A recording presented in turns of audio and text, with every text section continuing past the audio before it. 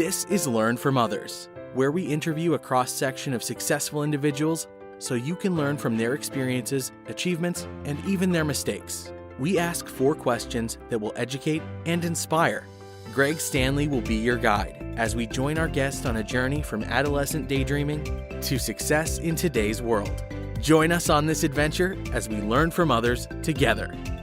Welcome to Learn from Others, where we help others succeed by sharing success. I'm very excited to introduce our special guest, Sidra Riaz. Sidra, thank you for taking us on your career journey. Thank you for having me. Well, before we find out what you're doing today, let's start at the very beginning, and please tell us, what did you want to be when you grew up? So as a young child, I always wanted to be a teacher from as far back as I could remember. I just really like being around people. I always admired my teachers growing up. And my mom still tells the story that I would have friends over to play, and I would always make them my students, and I would be the teacher. So I always had, an affinity for that. Were you teaching any particular subject at that time? I don't remember. I had a chalkboard, but I don't know if, what I was teaching at the time. That's really cool that you did that. That's cool. Well, what was your first job, one where you felt like you had some type of responsibilities? So I definitely started babysitting when I was maybe 13, and I babysat for just some neighbors. And then in high school, I actually babysat for my history teacher. Now, did you have any favorite subjects or hobby in school? Was history one of them? I actually loved English. I've always been into reading and writing. I still write. And then the only sport that I was good at was volleyball, and I started playing in high school, and I actually still play in a co-ed league. Oh, that's cool. What kind of work do you write? Poetry. Oh, that's cool. Okay. Yeah. Wow. Now that we understand kind of where you started, tell us what you do today. And if you would, walk us through your resume, including your education and then some roles you had that led you to where you are. I went to Trinity College in Hartford, Connecticut. I got a bachelor's degree in international studies, so it's very different from what I'm doing today. Trinity was a small liberal arts school, and I just always had an interest in different cultures and learning about the world. So I started kind of my education there, and once I finished undergrad, my first job out of college was actually at a private school. So this is where the teaching interest comes into play. And I worked in admissions, and I still didn't really know what exactly I wanted to do. I just knew that I liked working with people. I liked working with kids. And I think, I worked in that school for about a year and a half. And my main takeaway was that the thing that I loved most about working in admissions was the actual marketing of the school. So from there, I said, okay, well, I think I want to go into marketing. And so I took a job more on the sales support side and customer development side, and kind of worked my way up into marketing from there. And this was a private label wet wipe company. So they made baby wipes and facial wipes and household wipes. And once I got into the marketing division, I was working on the beauty category, which I really liked. And I had a nice rotation there. I was there for like 7 years. And during my time there, I decided, I don't really have a formal background in marketing or brand management, but I know that this is something I want to continue. And that's when I decided to go back for my master's. And I went to NYU and got my MBA part-time while I was working. That's cool. And that really opened up the door for me to go into more traditional brand management. And so from there, once I graduated and got my MBA, I took a role with L'Oreal that was short-lived, and then went on to work for Beiersdorf and worked on Nivea, and then from there came to Bazooka Candy Brands. Wow, that's cool. I didn't realize you had such an interesting path there. Tell us, what is your actual job title? So today I am a brand manager on Juicy Drop and multi-brand at Bazooka Candy Brands. Tell us a little bit more about the multi-brand piece, because I believe a lot of folks would know about Juicy Drop. Yeah, so the multi-brand piece is kind of like twofold. So one aspect is sort of the digital aspect of it. So managing our website, which is candymania.com, which is a lot of fun. And then the other side of it is the annual movie promotions we do. So every summer we have a summer tentpole promotion. And in years past, we've partnered with Despicable Me 3, we've done Minions, Ice Age 5, and it's just a really fun sort of annual thing that we do. We partner up and we have all of the graphics on our products, and we do a TV commercial dedicated for it, and a new digital game on our website. Yeah, that's great. So talk about your job function just as it relates to the end product. So as I'm a consumer, I'm walking into the store, I want to get some candy, I'm looking at Juicy Drop. Tell us a little bit about how your job functions from the brand perspective and how it relates to the end user. Yeah, sure. So, I mean, it's what I love about this job is that it's really very holistic. You're doing everything from the packaging for that product, so developing the packaging and the graphic, developing all of the support materials. So when you're seeing the advertisement on TV, brand managers are working on all of that and putting those together with the agency, and then also just introducing new products. So we have Juicy Drop Pop, and then we came out with Juicy Drop Gummies and Taffy and Gum, and so we're also coming up with sort of the next line of Juicy Drop products as well. Now, how far out are you typically looking from a new product execution perspective? And I know you can't go too in-depth, but what's that process like? Because it's got to be exciting to come up with new and exciting things. At the same time, you have to make sure it aligns with your brand.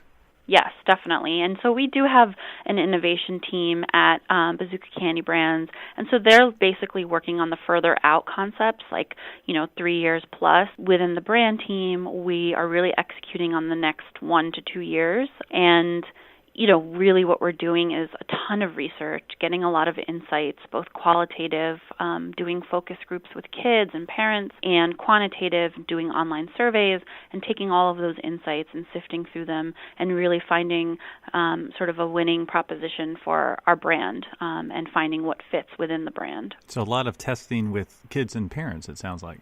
Yes, which is very fun. Oh, I bet that is. What is that like? Is that a blind study? Is that through a third-party organization? Yeah, we do work with a separate agency, research agency, and then for us, because we're a small team, it is also very hands-on. So there are different formats. So in terms of focus groups, sometimes we'll do them where we have a moderator and the brand team is behind, a window, and they're sort of observing everything, and the kids are looking at either the product itself, the concept, or if we're testing a TV commercial, they're actually viewing the ads, and we're getting all of that feedback and sort of refining from there. Right, so this is testing the actual commercials that we'll eventually see on TV. Yeah, and so we're really taking insights from actual kids and executing against them. How does the kids' opinion factor into flavoring? We do a lot of research for new flavors, so typically what we'll do is we'll do a quantitative, online survey. We will pick a couple of, potentially trendy flavors, and test them with kids. They definitely have a direct impact, the kids within our demographic, on what we're going to launch next. We want to make it appealing to them. We want to make it something that consumers are going to like. Well, what is one of the most challenging aspects of your job, and the flip side of that, one of the most rewarding aspects? So I actually think it's the same answer for both.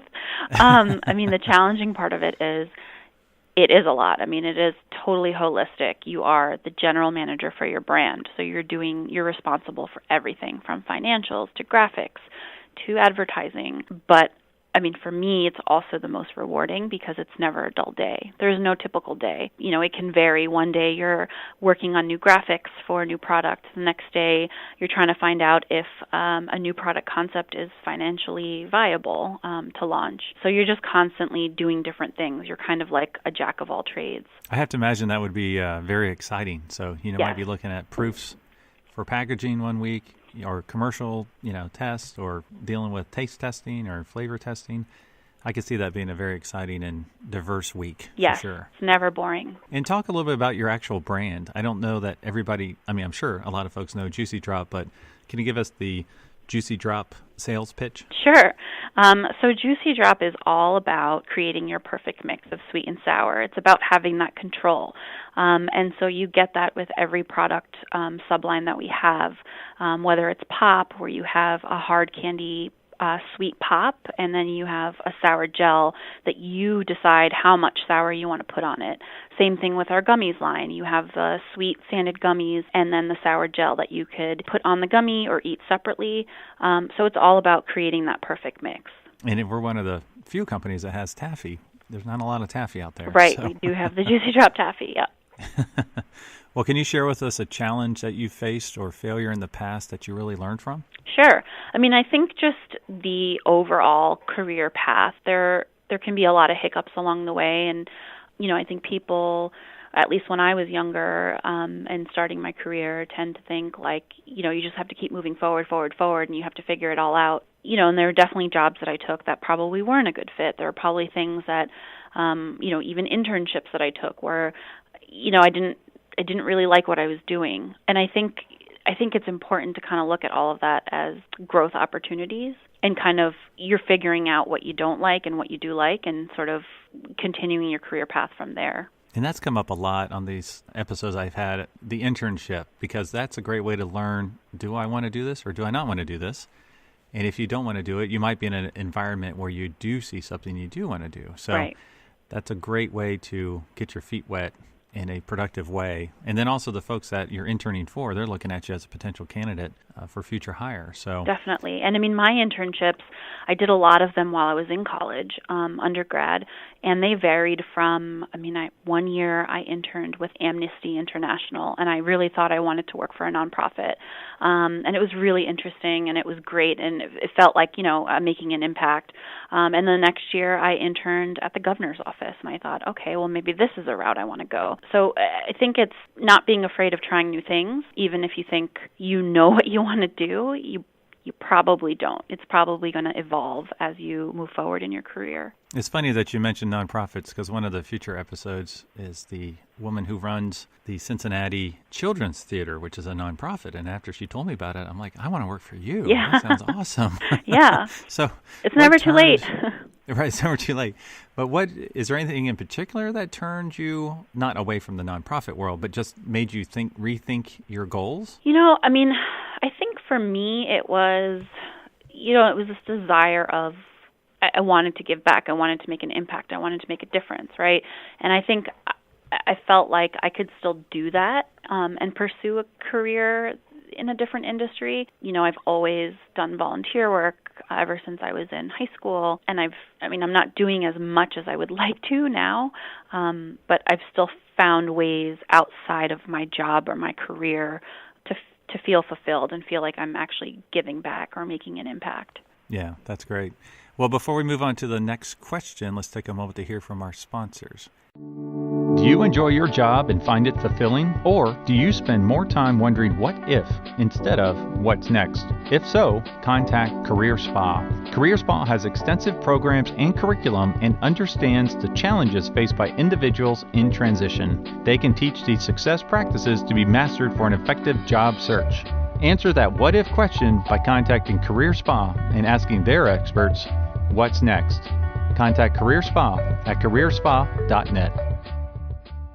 Talent acquisition is key to building a successful organization. Talent Connections is a professional services firm that specializes in recruiting, including executive search, contract recruiting, talent acquisition consulting, and recruitment process outsourcing. Whether you are an individual or a Fortune 100 company, Talent Connections can connect you with success. Contact them at talentconnections.net. Welcome back. We just learned what you wanted to be when you grew up, which was a teacher, and what you actually do today, which is a brand manager. So if you could do it all over again, what would you do differently? I think I would maybe just take courses or take more jobs in different industries. I did that a little bit, like I said, with my internships, but even the course loads that I took both at Trinity and NYU, I feel like if I could go back and do it all over again, I would definitely take a more diverse course load and just learn more about the things that I don't know. Do you have an example? I'm just curious. As it relates to my job today, I think digital marketing is huge. I never took a course at NYU while I was getting my MBA on digital marketing. And I think it's exploded even more in the last couple of years. So it's something that I'm now trying to just, attend trainings on or wherever there's an opportunity to learn more. to do that because it's really relevant for my job today. So I think it's just, this idea of kind of going outside your comfort zone. Right. Yeah. And it is exploding, like you said. So having those skill sets would pay dividends immediately. Well, let's make the assumption that someone in our audience wants to do what you do, to be a brand manager. What advice would you give them? Is there a typical career path? Yeah, I actually think that my path was more atypical. It wasn't as traditional as some other people who go into brand management. I started off at a private school, and then I worked for a private label company, and then I went into brand. So I would say yes and no. There is a traditional path. You could start out by taking those course loads in your undergrad career and then going on to get an MBA, or you could kind of explore like I did and kind of take a different path. But I would say, again, if I could go back, I'd probably take more like business-related courses in undergrad, and then the MBA I think is definitely a must, especially in brand management, and typically that'll happen, after the assistant or associate brand manager level. And then from there, that'll just help catapult to the next level, brand manager and thereafter. That is one thing I've always heard in my career. Sales, you don't necessarily need a master's unless you're wanting to go up into the executive levels, whereas marketing, you always needed a master. Brand management, marketing, it was a necessary, had to have it. Yeah, and all the recruiters that I've worked with in the past, that's something that they always emphasize. Now, are there any current projects you're working on that you would like to share? Yeah, sure. So on the multi-brand side, I mentioned that I work on our website, Candy Mania, and it's really exciting. Candy Mania has not had a facelift in many years, and we're doing a complete overhaul of the website. The logo is changing. The website look and feel is changing. We will be launching a mobile app that goes along with the website. So as I mentioned, digital is huge, especially with our demographic of kids. So this is a really exciting next step for us. And the site and the app will feature all of our games. And that's rolling out in the next couple weeks. So I've been working on that for basically the last year. Trivia question. Do you know any of our game names? Mission Impopsible. So not impossible, Impopsible. Is actually one of the top played games if you look at our analytics. I'm going to start playing it tonight. Yeah. As with most journeys, success largely depends on reliable transportation, and I am a huge car enthusiast, so could you tell us what was your first car? Yes, my first car was a white Toyota Corolla, and my parents got it for me when I was in college, and my friends and I called it Lola the Corolla, and we have a lot of fond memories driving around in Lola when we were in college. I'm assuming you don't still have Lola the Corolla. Sadly, I do not. What's your dream car, if you have one? So, today I have a 12-year-old Honda Accord, which I love. That car has been with me through school, different, schools and jobs and relationships. And so I'm very fond of my car today. I'm not a big car person, but I guess if I could pick anything, one of my closest friends works for BMW. So let's just go with a BMW, something small and really fast and blue because I love the color blue. So does your Accord have a nickname? My Accord does not have a nickname. No. I was trying to think of one, some witty nickname, but it just not a lot of stuff rolls off the tongue. Yeah, Accord. Too hard to find a name that rhymes with Accord. So. Right. Well, one great perk to some jobs is a company car, and if I had all the money in the world, I'd love to buy you a really cool company car, and I picked one out based on your job description. So are you ready for this? Yes. It's a 1953 Pontiac Bonneville. It's this crazy show car. So it's one of two ever made. And the reason I picked this is it was launched at GM's Parade of Progress in early 1950s. And what it would do, it was a marketing program. Oh. They would take these 12 Futurama massive buses, all custom made, and each one of them had a display of what was happening in the future. Like one would have like the era of rockets, that's going to come in the future, or the way we communicate. And part of it were these new amazing prototype cars. And they went out there to gauge everybody's response on them. What should we do? What shouldn't we do? And this one in particular, it's not blue, unfortunately. It's like a emerald green, but it has a clear canopy top. It's a two-door. It's a really cool two-seater, little coupe. I'll send you a picture of it. But... Oh, I'm Googling it right now. This thing is beautiful. Oh, good. All right. Yeah, look at that technology. Yeah. So That's the car I would pick for you. Unfortunately, I can't afford it right now because I think it last sold in 2006 for $2.6 million. But that's the car I would pick because it really relates to the brand manager's role in trying to find the next best great thing that people would really enjoy. Well, maybe one day I'll be able to afford it myself. Well, thank you so much for taking us on your journey. What's the best way our listeners can learn more about you or your company? They can email me at sriaz@tops.com. Okay. And then also you mentioned Candy Mania, which will be launching soon. Yep, Candy Mania, the new website should be rolling out by the end of the year. Awesome. Well, thank you so much, Sidra, for taking us on your career journey today. Thank you. Thank you for listening to Learn from Others, where we help others succeed by sharing success. Where will our next adventure take us? Subscribe to find out. If you know of someone who has a cool career story or occupation, contact Greg through Instagram at Greg Stanley LFO. That's GregStanley LFO. And we will see you soon as we learn from others together.